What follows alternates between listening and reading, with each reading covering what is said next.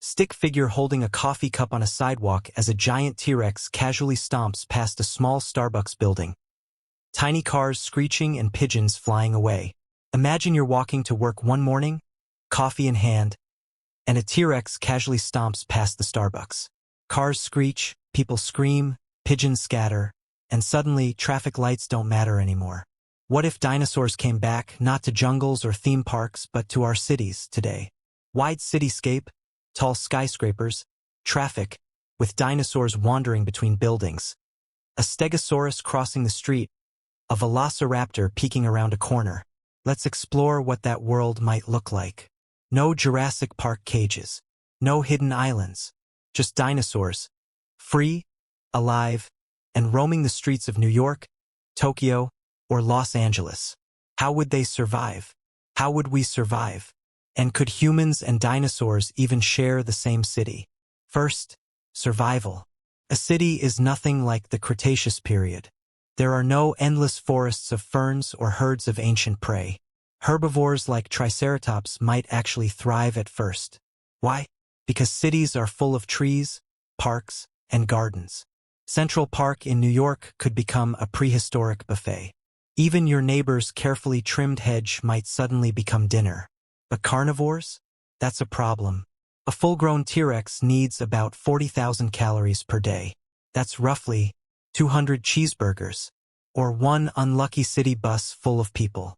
Without enough prey, carnivores would either starve or adapt. They might raid garbage dumps, hunt cattle on farms near cities, or go after us. Now let's talk traffic. Forget rush hour.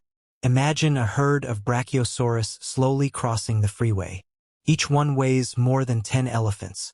Your commute just went from 30 minutes to never. Weren't built to handle a sauropod stomping across them. Streets would collapse. Power lines would snap. Cities would need reinforced highways, basically giant dinosaur crosswalks. And airports?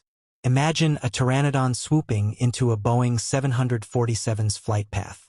Suddenly, bird strikes look like child's play. Of course, humans adapt. We always do. Governments would likely create dino zones, giant reserves outside cities where dinosaurs are herded and monitored.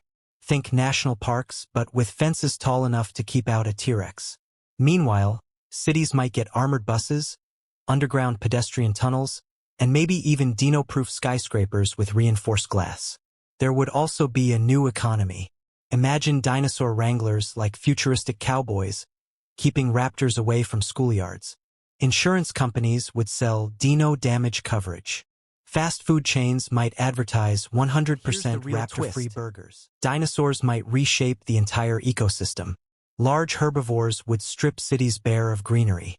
Predators would change animal populations, wiping out deer, stray dogs, maybe even bears. And diseases. Dinosaurs could carry ancient microbes humans have never seen. One sneeze from a diplodocus could spread bacteria that modern medicine isn't ready for.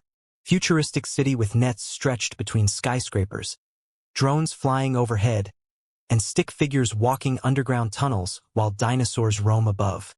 But the most shocking outcome isn't destruction. It's competition. If dinosaurs really did thrive, humans might not stay at the top of the food chain. Imagine skyscrapers with nets to block flying reptiles, underground cities to hide from predators, and drones patrolling the skies like robotic shepherds. We wouldn't be masters of Earth anymore. We'd be just one species trying not to get eaten. Mixed scene of chaos and adaptation. Traffic jam with dinosaurs, stick figure construction workers reinforcing buildings, and a curious stick figure shaking hands with a small dinosaur.